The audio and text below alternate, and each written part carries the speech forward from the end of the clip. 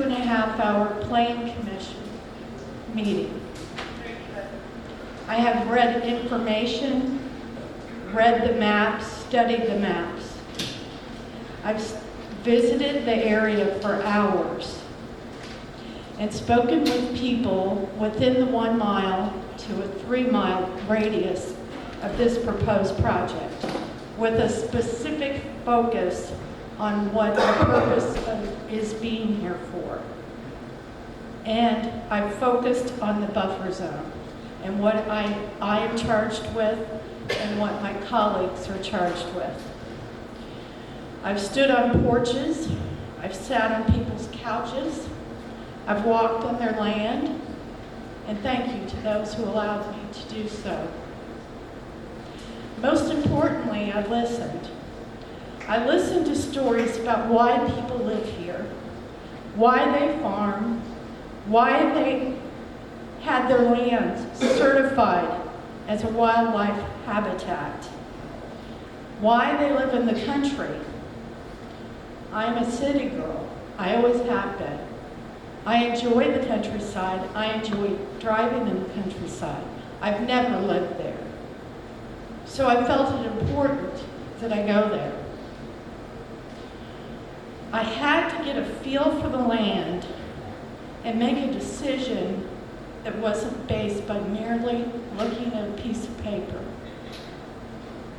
I attended neighborhood meetings, uninvited, sorry about that, and invited. One colleague referred to these meetings as going into the hornet's nest. I found it to be anything but that. There were real people searching for answers with a ton of questions and wanting to defend themselves and defend what they had worked for their entire lives. Everything for them is tied to this land and their rural community. I met people who have lived there a very, very short time. They felt duped. Madison has a reputation for being clean, safe, and beautiful, and it's probably at the height of being clean, safe, and beautiful. I believe that motto doesn't apply to just downtown, the hilltop.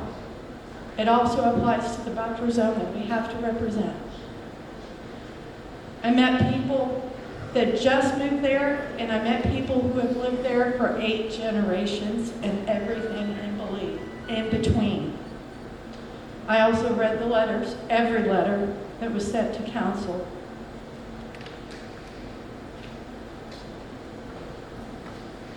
In the meetings in the homes and in the fields, there was a common theme, a fear of loss and way of life. As someone who has lost everything my family has worked for, I know exactly how they feel. It is heart-wrenching. I also witnessed great resilience and immense strength. There was a willingness to fight for their rights as property owners and residents for a place they love. I also met people who knew nothing about this project, who were within a mile of this project and in the buffer zone. I met people who received no letters at all. I met people who received a letter about the Plan Commission meeting 2 days prior. Can you imagine planning strategy in 2 days? This is probably a project that's been going on, I have to guess, because there's people who I go to for information who have denied me access to information or have been vague or have omitted information who I normally can go to for information. It's been a very convoluted experience.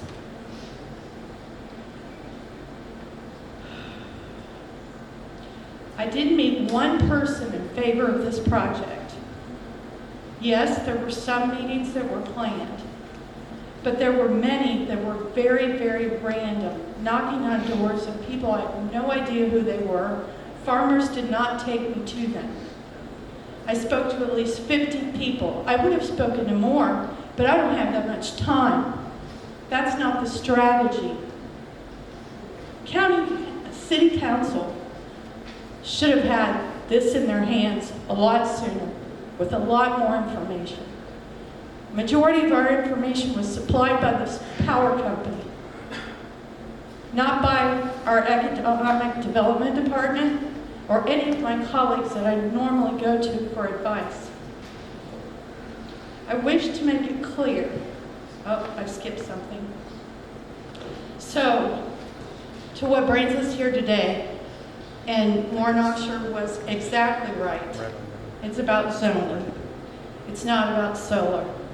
But we know that if we rezone this, it opens a door, and it's not going to stop. So attached to zoning, we can talk about solar. The other side of this has opened it up to conversation. I received a binder a week and a half ago, 2 weeks ago, less, full of information. This is what we received. It wasn't from my economic development department. It was from the solar companies, the people who stand to make millions and millions of dollars. So I moved towards the government side of things, not the personal, not the emotional, because I'm not going to be accused of just being an emotional person who isn't looking at the business and looking at the government side of this. The reason we are all here, and I wish to explain this position, I want to make it clear, I am not against solar farms. I am not against renewable energy. I respect the work done by the state of Indiana to recruit and bring business to our state. It's important. I respect our county and city economic development office for their hard work they do every day to keep our community viable and economically healthy. There are many conversations that this office is not allowed to talk about. It's the nature of business. But when it became appropriate, people should have been informed about what was going on. But it didn't fit the strategy.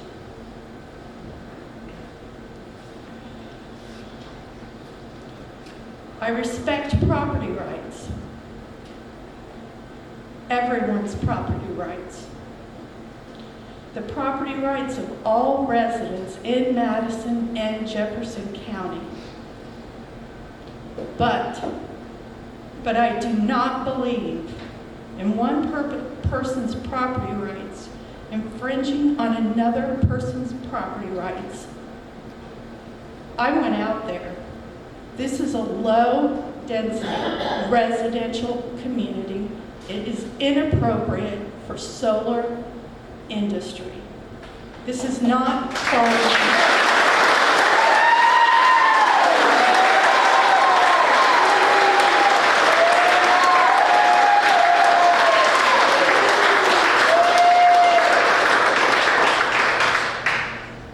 sense. We know this is not farming. It is an industry. But we're going to use farmland for industry. We don't have to do it here in Jefferson County and Madison, Indiana. We probably should.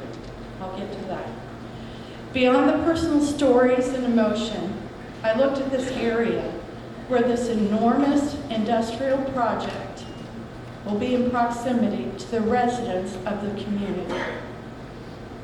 I envisioned the berms, the landscaping, and the fences. They like to call it extensive landscaping. Well, I met a lot of farmers, and I don't see a lot of bushes and privacy fences and some of the things they talked about that they would provide a nice, pretty view instead of a field. The people care about, in the country, both sides of the fence, not just their side of the fence.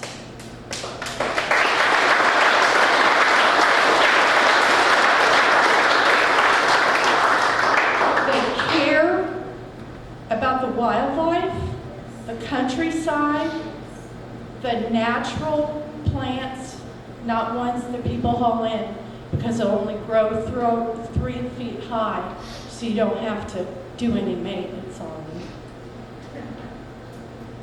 They care about if there's invasive species of grass here. And we're very lucky to have experts in the field of botany and landscaping and the many talented people that live in their community. And most of all, we're really lucky to have farmers that have kept Madison beautiful for a long time before we were ever talking about clean, safe, and beautiful.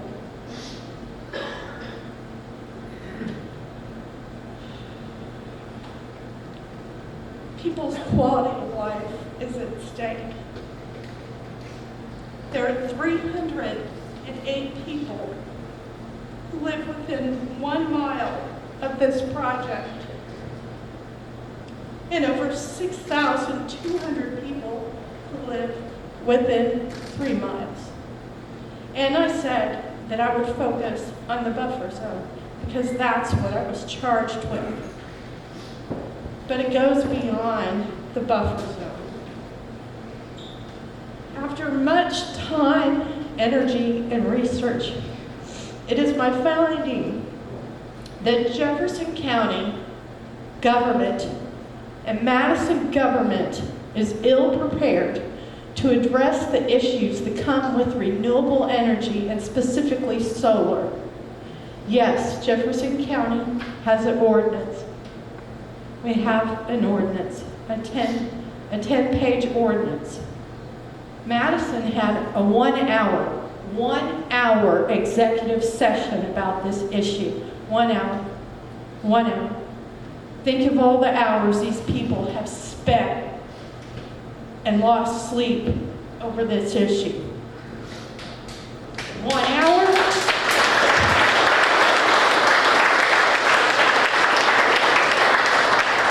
So Jefferson County has an ordinance. Madison, Indiana doesn't even have an ordinance. So we're left hanging here. We get to make a decision about zoning. So as Mr. Upshur said, we need to stick with that. But we're ill-equipped to address what can come after that. Biggest of all my finding is we have no plan. Policy has fallen behind progress. We are not leading our community. I take responsibility for that too. We are following opportunists and very large corporations instead of protecting the very people who put us in these seats we're sitting in today. The cart is way before the horse. Someone else used that phrase. The horse is government. And our community and people have been made vulnerable because of our lack of planning. Solar companies come here and places like it for cheap land.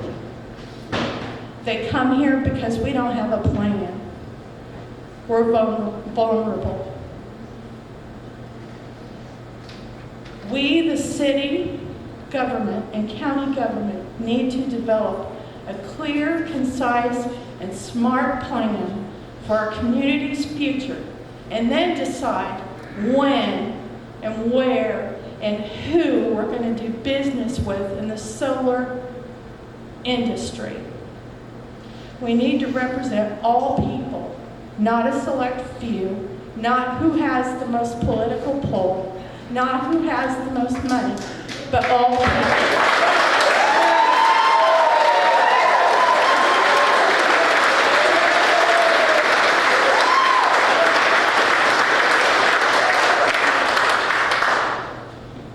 We need to carefully consider that as been at least 20 years before our city council has gone against the recommendations of our own plan commission.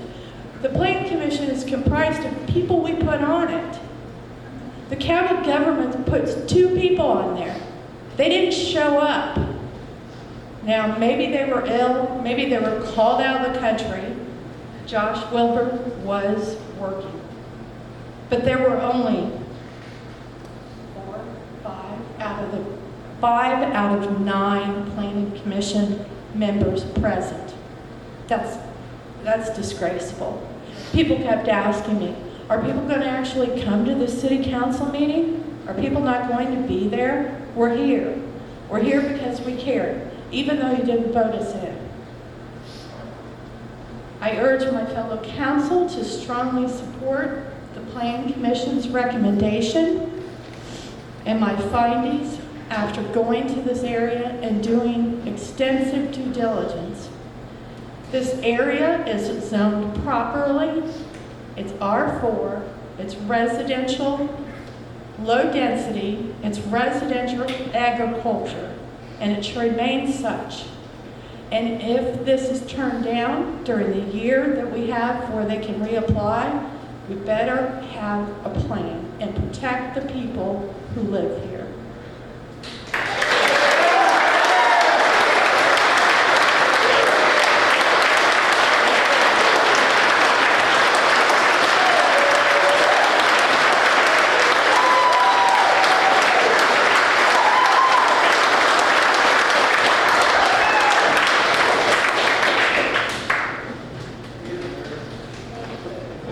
Say that I agree with Councilwoman Tillo. I think she has put together a very strong case against the zoning project, and she's done her homework. I've been extremely impressed with our council as a whole in doing our due diligence on this project. And my biggest concern comes back to this as a matter of planning and zoning. And I sit on the Plan Commission. I was at the hearing we had in June on this, and my opinion still stands. It remains the same.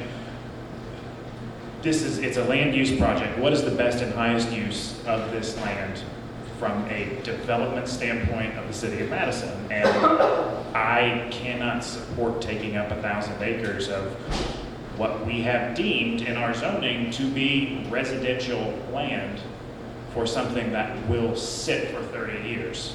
Now, granted, these property owners may not want anything residential on it, but nobody owns property forever. And by cluttering up areas at the fringe of our city, when we admittedly suffer from a very severe shortage of housing in the city, would be irresponsible of us from a zoning perspective.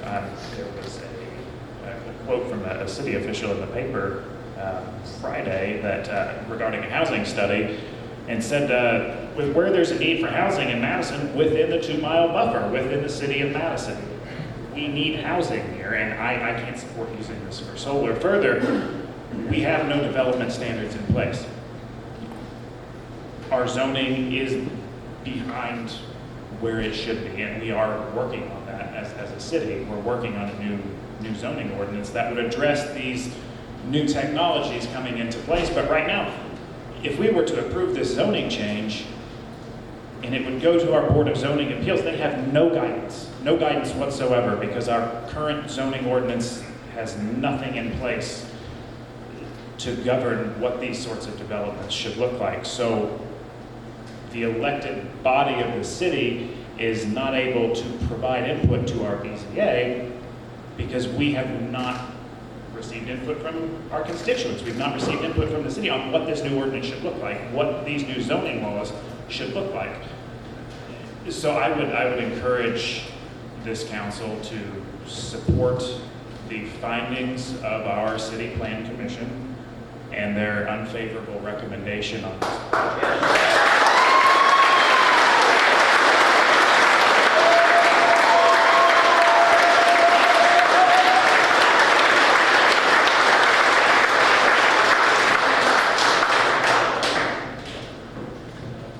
First of all, thank you everybody for coming out. And I heard a lot of you thank us for listening to you. I thought that was mighty gracious because, you know, as Mr. Auksher, it was apropos that he was last and stated what the subject matter is truly about. However, the weight of that importance is developed by you guys, the community members. And rightfully, how can we represent you when you're not being represented through voting for us? Okay, so there are moral and ethical insights into how do we come to these determinations for a governing body, and that's one of the biggest ones. So, you know, having you guys come out and represent that and give us that word, give us those insights to represent you. You know, I'd have to agree with Patrick and Lucy. Thank you, Lucy, for the poignant words, and Patrick for backing that up. But the reality is, there's a few potential consequences that could come with this as well. If you look at the hardship that it puts on the people around, you know, this project, well, how many of them are going to fold and grow that project in perpetuity? What's the limiting principle? I think that we do need to be concerned about our finances and how we spend our money. Absolutely, there's an economic side to this, and I venerate farmers. But I also understand farmers, you're not different from any other business, so we do have to learn how we're going to evolve in the future so we don't continue to encounter this problem. Ultimately, it comes down to representation. I don't think that we as a city council can rightfully make such a broad, sweeping determination for you guys when you're not represented appropriately. And with that being said, I think the recommendation of Patrick and Lucy, I stand behind that as well.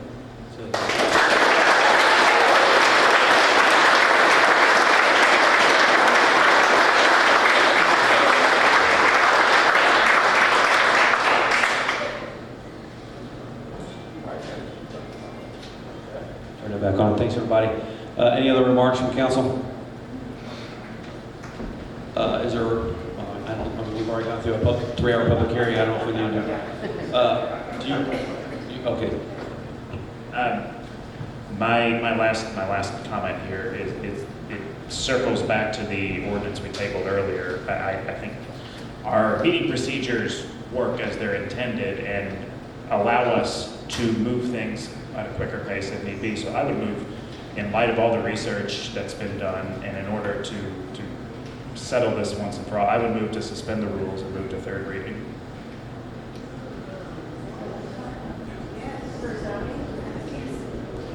I will second that.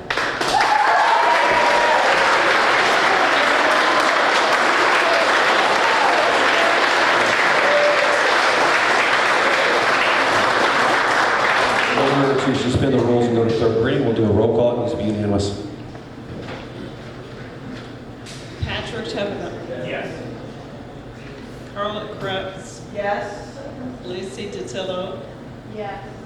Joshua Schaefer. No. Joel Storm. Yes. Jim Bartlett. Absent. Joshua. Yes. Motion fails. We'll go to third reading at the September 3rd meeting. I want to thank everybody for being here tonight. This process worked. What we did tonight, what happened at the Plan Commission, was all prescribed by existing law. But I thank everybody for the decorum, your remarks, the information that was shared here tonight, and consideration by council. Please have a safe trip home. Our next meeting will be on September the 3rd. And we'll be back at City Council Chambers at 5:30. Thank you.